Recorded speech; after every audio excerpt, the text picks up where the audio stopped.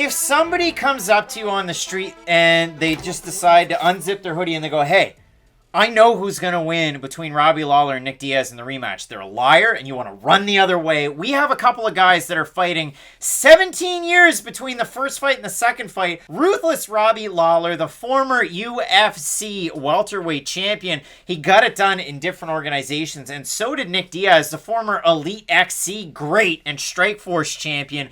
These guys had similar paths in the UFC. One run that didn't go great. A great time outside of the promotion. Then they came back and they found lightning in a bottle. Now, more so for Lawler because he won the title, but for Diaz, he fought Carlos Condit for the interim belt. He fought GSP. He fought Anderson Silva, not for the belt. And again, of those fights, all of them losses. One of them a no contest because Anderson Silva was on the USADA ban stuff. But if I look at this fight, it is such an anomaly in the normal fights that we get, especially on pay-per-views, because this one's 5 rounds. This one is also Nick Diaz's first fight since 2013 when he fought Anderson Silva. He's been away. He's partied. We've seen him more on TMZ than we have seen him in the cage. But for Nick Diaz, you know what you're going to get. Great jiu-jitsu, sneaky, odd boxing, like boxing for MMA. His boxing's better than his jiu-jitsu. That's it. His boxing's better than his jiu-jitsu. Now, you see that out of the Countdown promos and Matt stealing the thunder. But when I look at Nick Diaz, the third thing that you just can't quantify is his cardio. And you know his cardio is going to be there. For Robbie Lawler, insane brawls. And the weird thing that scares me out of some of those Countdown shows is the fact that they go, Robbie Lawler used to be this like blood and guts type of fighter. Now all of a sudden he's reserved. But out of him being reserved, he started to lose some fights too. Now, probably lends credence to the miles on him, the wild training that he probably had at Militich Fighting Systems early on in his career that shaped him to become the man he is. But the weird thing here that I have to say, Lawler's one of those guys that found success late in his career, and now he's even later in his career where the success hasn't been there. This matchmaking-wise makes a lot of sense, but again, like I said from the start, if somebody knows how this fight's going to go, they're a liar because you have no idea. Guy's been off for 8 years. You haven't seen him in the cage at all, let alone, like, you barely even seen him in a UFC. So you don't want me to break down this fight? You barely seen him in a UFC event. And the other guy, for Robbie Lawler, again, the 5-on-in, 1-4. He beat Donald Cerrone, lost to Dos Anjos in Winnipeg, Canada, which is odd. He loses to Ben Askren where he was beating him until he lost. Loses to Colby Covington emphatically in front of Trump and Trump. And then he loses to Neil Magny where you figured, well, Robbie Lawler can kind of wrestle sometimes, and he just looked bad in that fight. If I came up to you and said Nick Diaz is about to fight a guy who got 30-27 by Neil Magny, would you be very excited? Nope, not at all. But that's what we're getting this weekend. This is the problem that I have with Robbie Lawler, and I'm glad that you brought this up about how he did kind of get into his prime later on in life. A lot of athletes, they have 2 jumps in their career. It's between the first and second year, it's after your rookie season, and then a lot of them end up getting another jump between their 8th and 9th season. It happens with quarterbacks. I know it's weird, but a lot of people do end up having almost another jump, and that second jump is when your mentality and your athletic prime have finally coincided with each other. You're fading physically, but you now know enough about the sport to where you can put everything into practice. Robbie Lawler got his prime in that second prime of his life, where, okay, athletically, I'm still able to do all these crazy explosive things, but now my mindset has finally caught up to my body, and he went on a great run because of that. The problem is that after he did kind of go through all the gas in his second run, the UFC's kept him around for fights like this, and I would say even the Cowboy-Cerrone fight was a sign of things going in the wrong direction because he had taken so much time off after that Woodley knockout loss. People forget. He gets knocked out by Tyron Woodley at UFC 201 and then takes a whole year off until UFC 214 to fight Cowboy-Cerrone. And yeah, it's a win, but beating Cowboy at 170 pounds when you were a champion one fight before, like, that's not that impressive. And even that form of Robbie Lawler, he didn't really have the knockout power because he landed a lot of clean shots on Cowboy and couldn't put him down. And the output wasn't really there. He did kind of fade in that second round, and this has been the story of Robbie Lawler's career. In 5-round fights and in 3-round fights, he will take 1 round off. Normally it's the 4th round, and then that gets him ready for the crazy onslaught that is about to be a Robbie Lawler 5th round, but he always does take a round off. And against a guy like Nick Diaz, I don't think you can get away with stuff like that because you know what's not good for your health? Getting into crazy MMA wars like Robbie Lawler has. That's not good. You shouldn't be eating hundreds of strikes to your head. That's really bad, and experience is a good thing. But the damage that comes along with the experience sometimes can overshadow just the experience. I know Nick Diaz hasn't been in the cage for the last few years, but sometimes being outside of the cage working on your skills is a lot better than getting the experience, but also taking the damage that comes with that experience. And so we welcome on the third member of Fight Night Picks, John Franklin. If you haven't seen him, make sure you check out Early Stoppage this week, where we talk about more things than just Mayweather Paul. The t-shirt finally showed up. Thank you, Fan Mio, after months and months. But John, we have a little bit of late breaking, and Matt Allen couldn't make it for this one, so I'm glad that you could join me. It seems like Diaz Lawler 2 is kind of up in the air right now. Dana White talking about it on Dana White's Contender Series, the fact that maybe the fight's going to take place at 185. Does Robbie Lawler want to take the fight? Then we go back a couple of days and something that I missed in. There's a video going around. Josh Thompson says Nick Diaz may not make the fight at UFC 266. The Weasel put out a video last night saying that maybe Nick Diaz got knocked out in sparring. We just don't really know. But John, I really wanted to get your take on this because you've been following the sport for such a long time. You were probably in attendance the last time these guys fought 17 years ago. So I just want to get your thoughts just first on the fight in general. Were it to happen at 170 or 185? I mean, what's your take on a rematch of this fight and a 5-rounder at that on a main card of a big pay-per-view? You know, I think that when two guys haven't fought in a while, we don't see a lot from them. We start to get worried about what we're going to get from them. Typically, we hear a lot in the Underground Whisper Network about Nick Diaz that never comes to fruition. But when he's booked, when he shows up on that Topology page, he shows up to the fight and he's on weight most times. So as far as the 185, 170 thing, neither concerns me. Both fighters, I think, have fought at 185 before. Nick certainly didn't strike force. So I think both guys are going to show up, as Joe Martinez says, fit and ready. And I think 5 rounds, they can both go. They're just guys that have been in the game long enough that those kind of intangible, those things don't really worry me. That they're going to be there, they're going to be ready to roll. And I mean, it really is weird to me that if you go and look at the interview with Helen Yee that she had done with Josh Thompson, he's talking about this fight and kind of going out of his way. I mean, the comments that he had, and obviously Josh Thompson, you kind of have to figure he's a little bit of a biased party, having fought one of the Diaz brothers in the past. But he says, look, I hope he's okay. This has been one of the most exciting fights that I've been anticipating for the longest time. I believe we can all agree that Thompson isn't in this one alone, is what essentially Sports is saying. 100%. But apparently there's some footage out there going around that might not paint Diaz in the best light in terms of, you know, going into this fight, having possibly been knocked out in sparring. Do you believe any of the hype around this? Because, again, we talk about Underground Whisper Network on Early Stoppage a lot.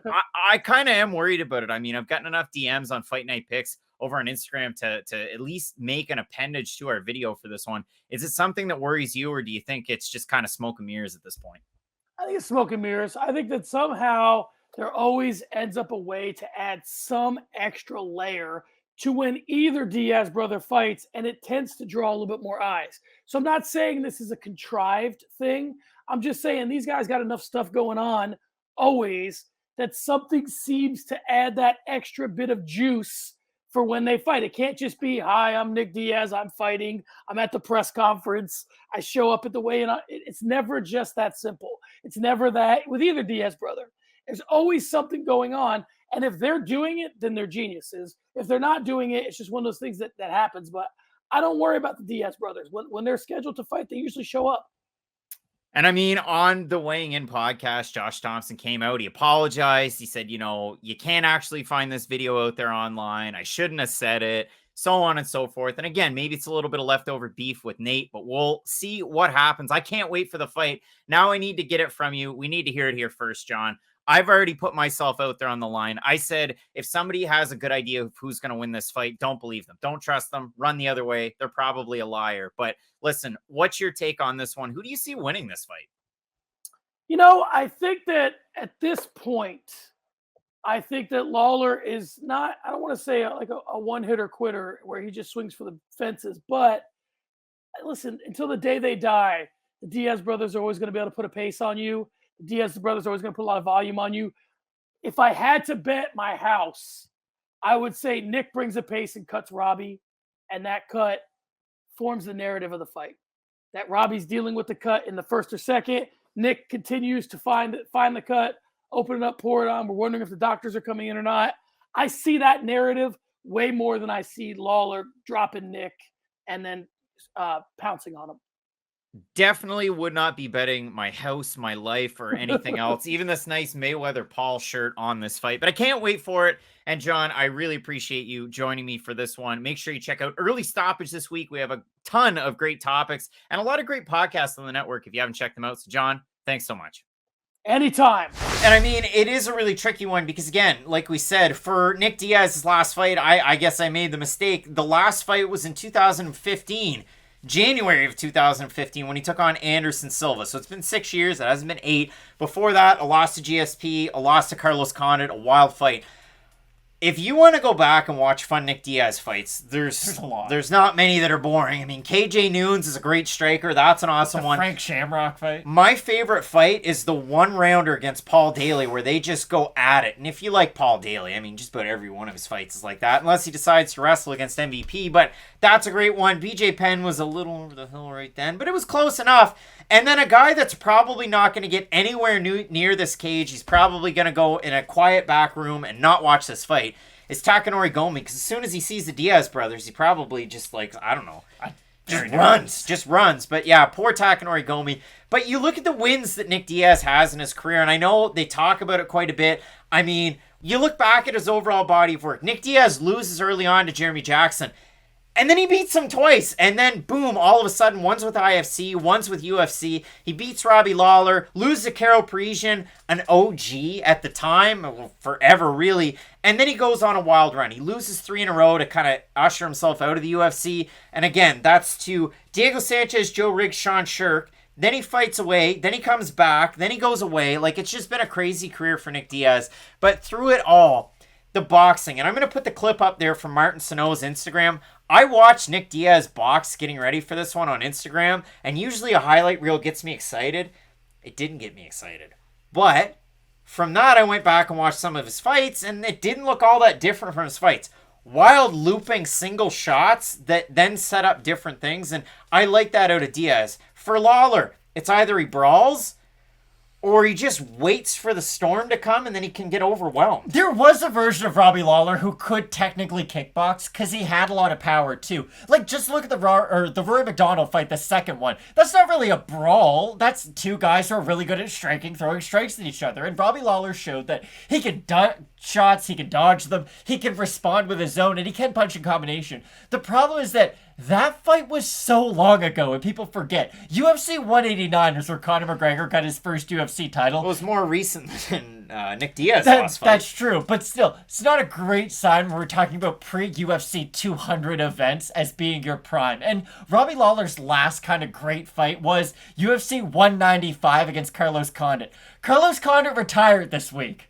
That's how old Robbie Lawler is, and he's still doing the damn thing. I just don't think Robbie Lawler's being matched up with the guys he should be at this stage of his career. Carlos Condit fought Court McGee. He fought, who was his last fight? Max Griffin. Like, those are good fights for a guy who used to be great but can still put on fun fights. Those are the guys you should be matched up with. You shouldn't be matched up with Neil Magny. You shouldn't be matched up with guys like that who are just sort of, not to say boring, but maybe a little bit more methodical than what you're looking for in a Robbie Lawler fight.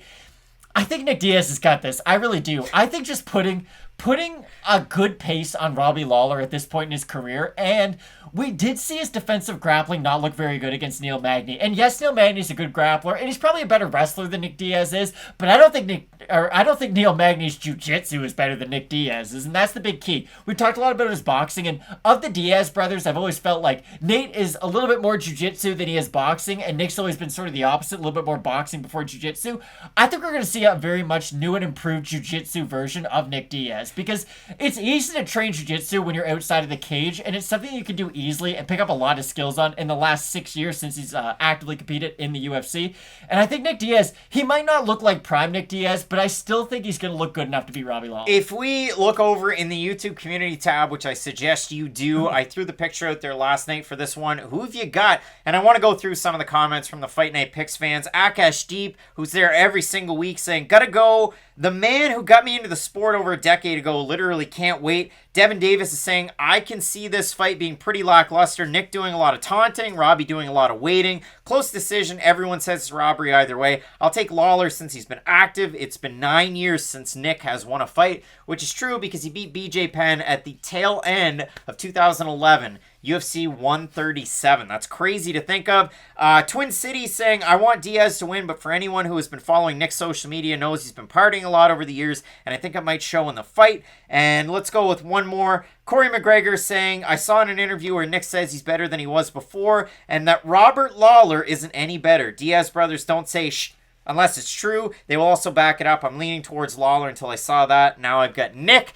Matt, I look at this one. The odds right now are about par. Lawler open a minus 250 favorite. Diaz open around a plus 210. If we have a look over on Tapology, I haven't looked at the Tapology votes. I'm assuming they're going to be close because to me, it's a guess. You're making an educated guess off things you knew 6 years ago and, a year and a half ago? So it's an educated guess at best. Do not take this to the bank. You're crazy if you're gambling on it. But Matt, when we're going Tapology votes, I'm going to say 65% is the over-under. Oh, yeah, Nick Diaz with more than 65%. Ooh, 1,090 total votes. 62% Diaz, 70% by decision for the 38% that have Lawler, 64% by decision. I think Nick Diaz is going to take it. Rematches normally favor the guy that won the first time, but normally they're not spread apart 17 years. I like Nick Diaz with the boxing in this one. I just think he's going to be the more active fighter. Maybe you get the dog out of Robbie Lawler. This is going to be like Woodley when he fought Luque. I'm going out on my shield because he's lost 4 fights in a row. But I do like Nick Diaz. I think he's going to be the fresher guy here. I do like the Woodley comp because it's true. Woodley just reached a stage of his career where he stopped throwing punches back, and Robbie Lawler is in that same part of his career. The difference is Robbie Lawler doesn't have the personality to go fight Jake Paul after he retires in MMA, and that's unfortunate. I wish he did because he deserves that kind of a paycheck. I think Nick Diaz is going to come in the new and improved version. Again, I don't think Nick Diaz is going to be a top 15 fighter. I think this version, if he is able to beat Robbie Lawler, could have some money fights. He might even call out Conor McGregor. Masvidal. Yeah, Masvidal's probably the call. I just don't think we're going to see Nick Diaz beat Robbie Lawler, and then all of a sudden they're like, wow, Nick Diaz is in there with Colby Covington. I feel like he's just going to stick with these money fights, but I think he'll be able to get the win. Both of us going with the returning fighter in Nick Diaz to get the win. Are you surprised? What say you? We want to hear from you down below in the comment section. If you're listening along on Apple Podcasts and Spotify, rate and review. We'd love to read those on screen as well. And the big push here at Fight Night Picks, 30,000 subscribers. We will add a new show. So if you've been hesitant, if this is the first time, toss us a like and a sub. We certainly would appreciate it. 2 more big fights on the card. Both of them title fight. Shevchenko taking on Murphy for the flyweight strap. And up at, oh boy, featherweight, you have Volkanovski and Ortega. You're not going to want to miss it. Keep locked in with Fight Night Picks. And as we always say, let's get into it.